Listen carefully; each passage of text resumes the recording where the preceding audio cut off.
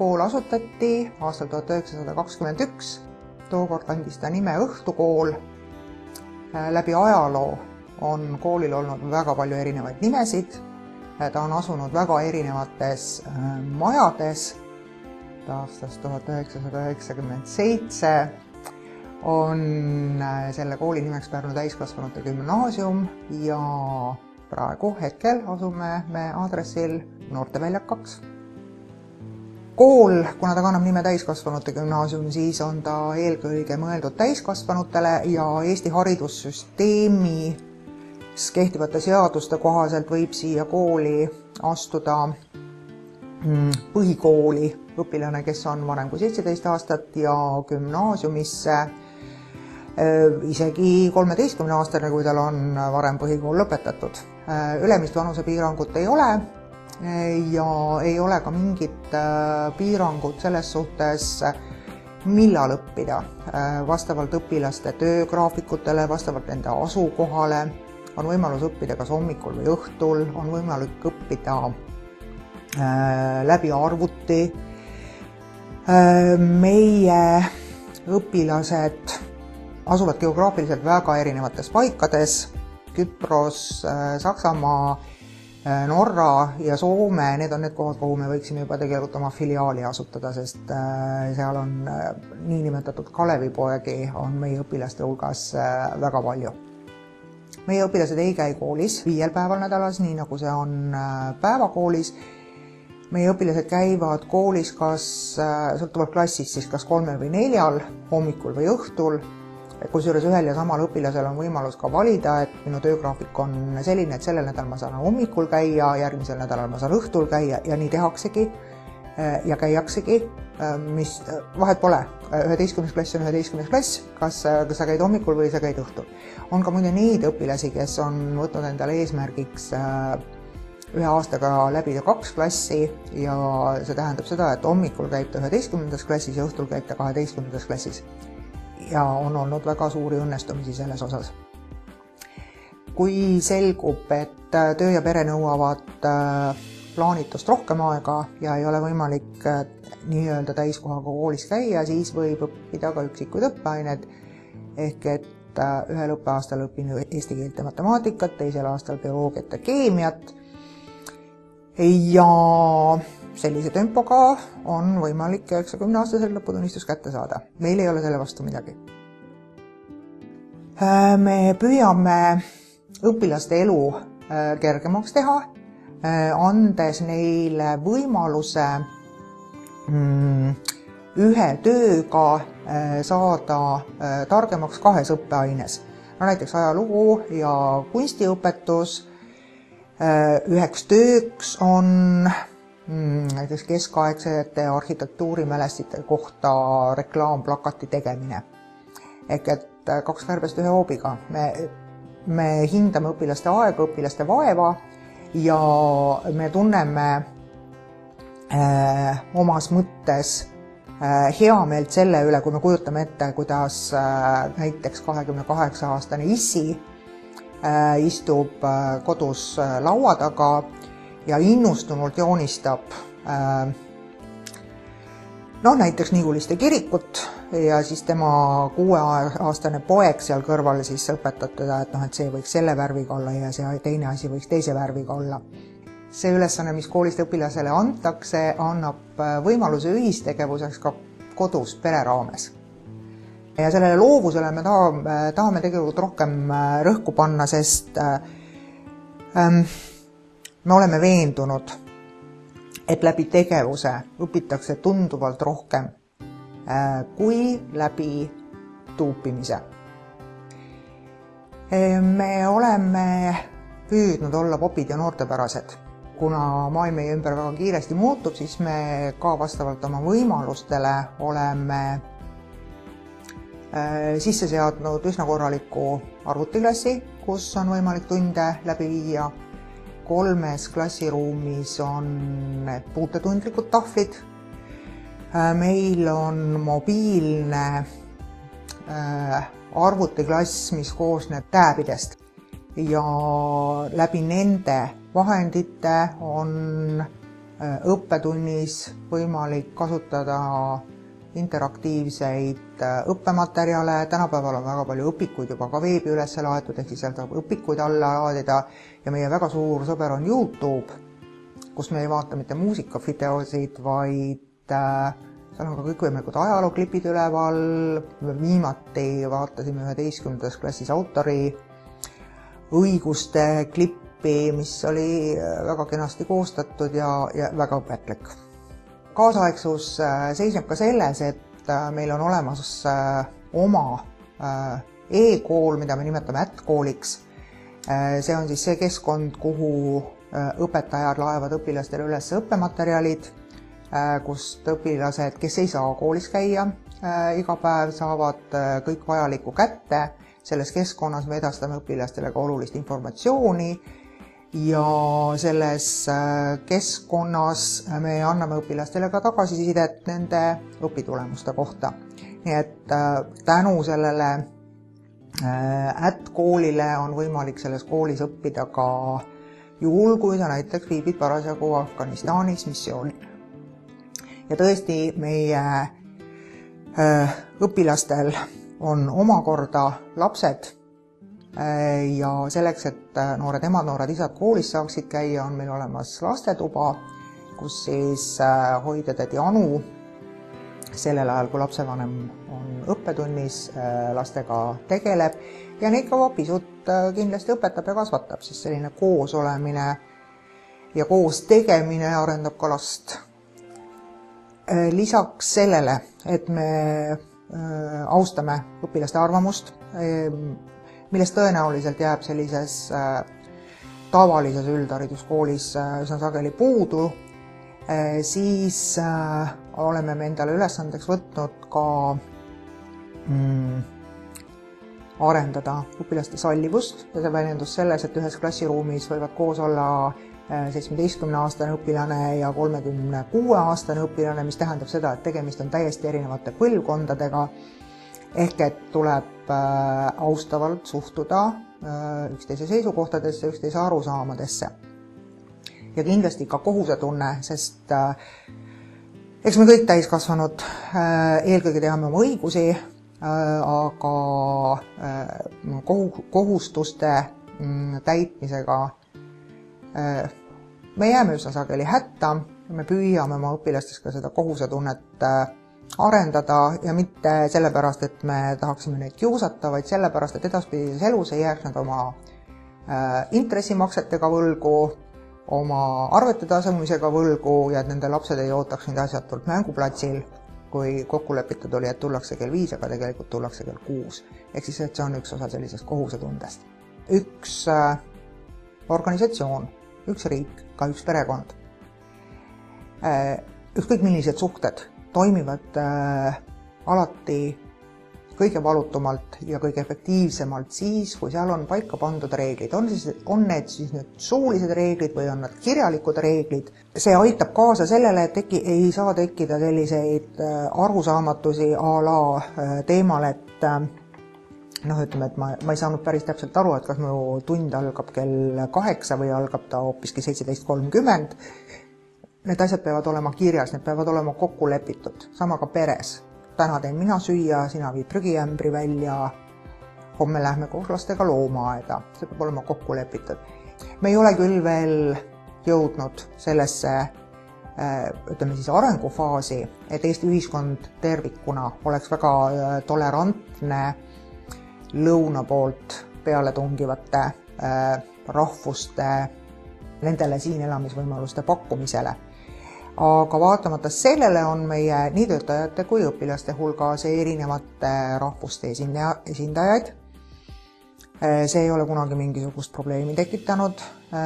Samuti on meie õpilaste hulgas erineva orientatsiooniga inimesi. Ka see ei ole ei klassikaaslaste ega õpetajate hulgas tekitanud mingisuguseid probleeme. Erinevad religioonid, erinevad arusaamised sellest, et kes tegelikult ja millal esimest korda kuu peale astus. Need ongi, ma ütleksin, et need on kultuurilised erinevused. Need on arusaamade erinevused, aga sellepärast ei tembeldata kedagi audis olevaks.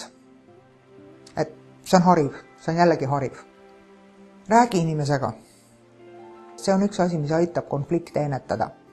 Et ei teki vääriti mõistmisi ja kui on miski asi hinge peal, siis tuleb sellest alati rääkida.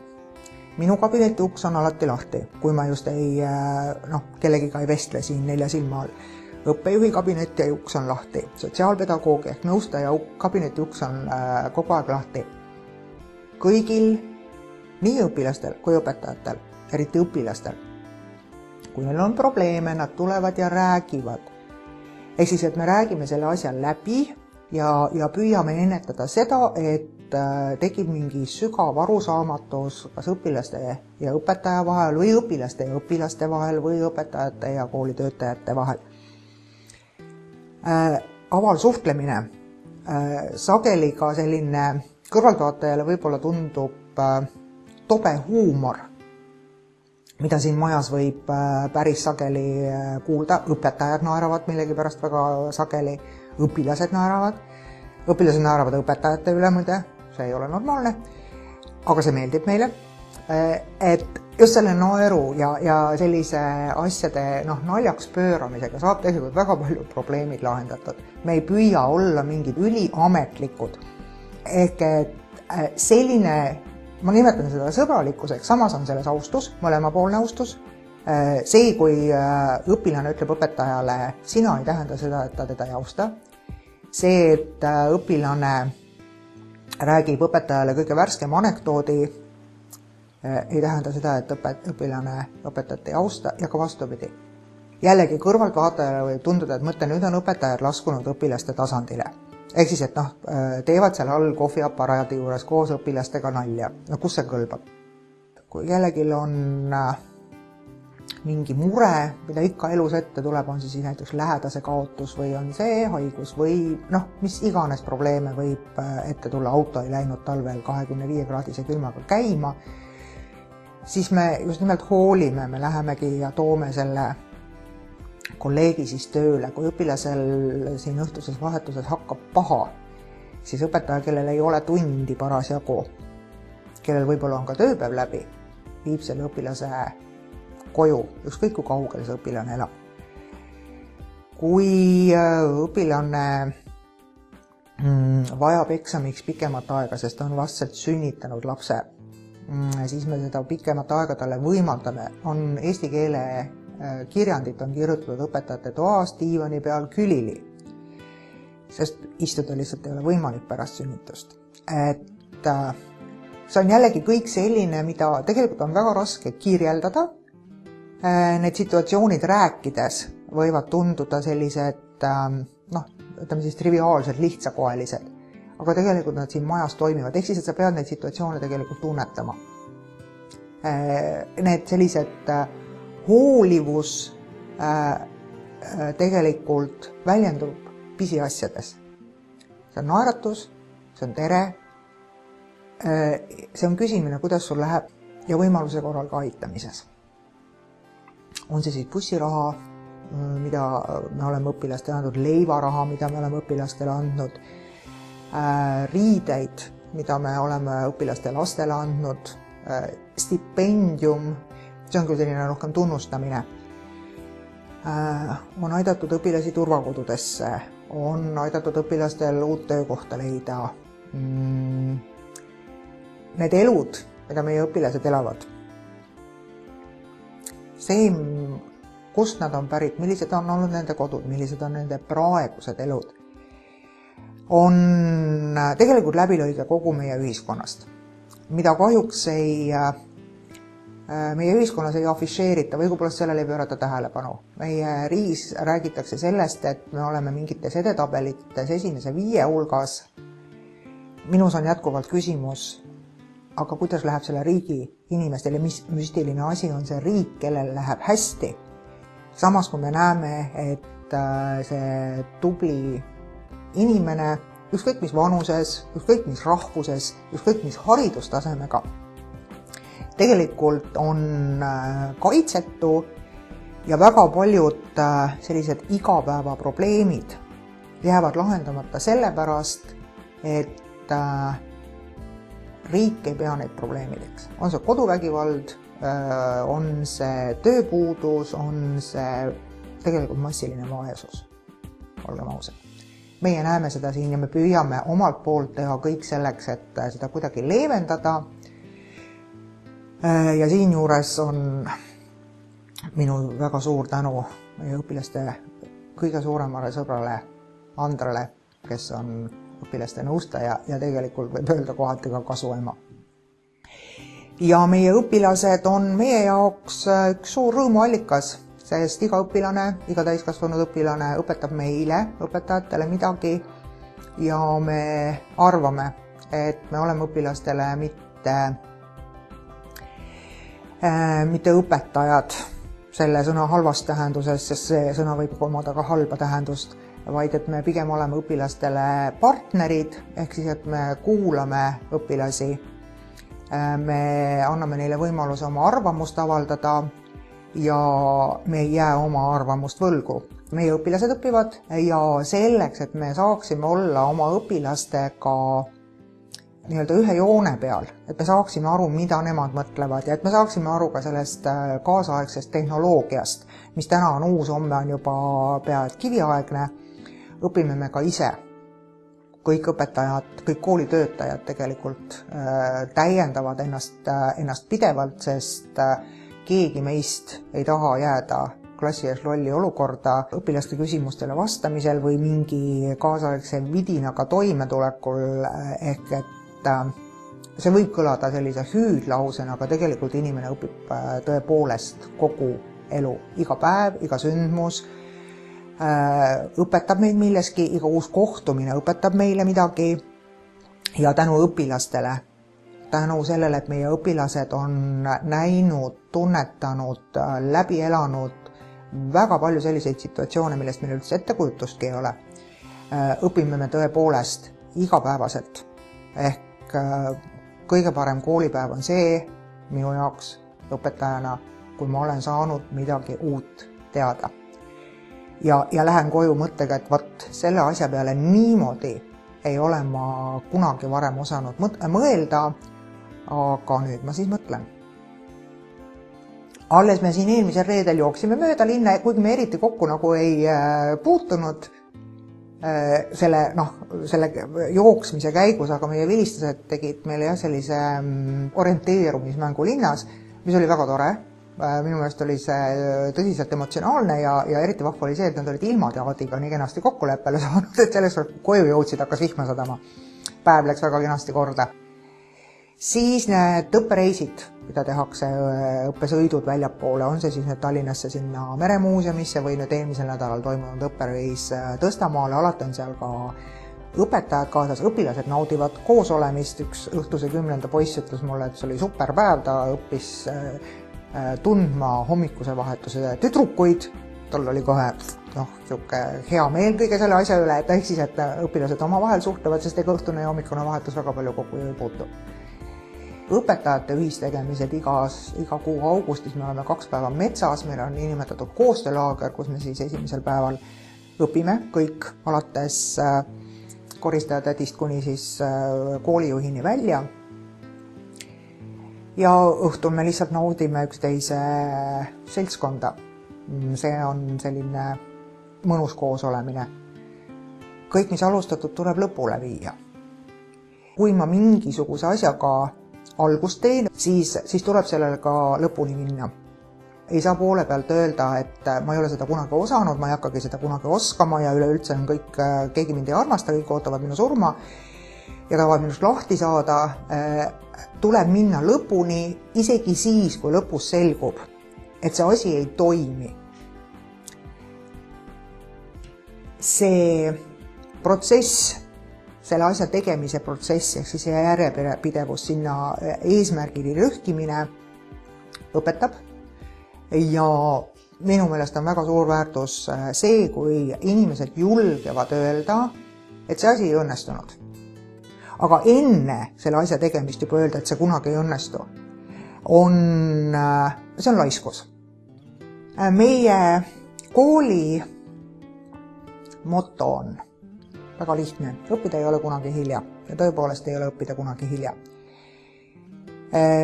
Selleks, et sellele kooliteele asuda, pead sa kõigepealt iseendas selgusele jõudma. Kas mul on seda vaja? Miks mul on seda vaja? Ja kui sul mitte mingit tarka mõtet pähe ei tule, siis mõtle selle peale, et ühel päeval või juba praegu on sul lapsed või lapselapsed, kes ronivad sulle mööda nööpi üles ja küsivad, et emme, issi, taadu, memm, miks ma pean kooli minema, sina ju ei käinud.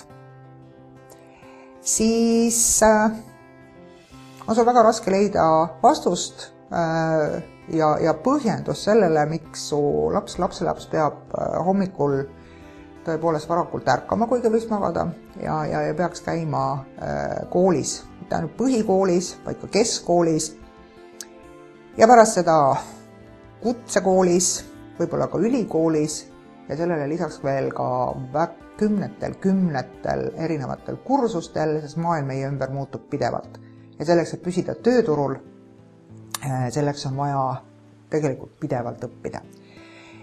Ehk siis leia endale see põhjus, miks kooli tulla. Kui sa kardad, et sa oled liiga vana, siis see kartus on täiesti põhjendamatu. Meil on siin üsna eakaid, väga kepsakaid õpilasi. Meil, tõsi, on palju ka üsna noori, kellele sa saad õpilaseks olles ja koolis käies olla eeskujuks. Iseendast tuleb see julgus leida. Meid eestlasi siin Eestimaal on ainult 1,2 miljonit.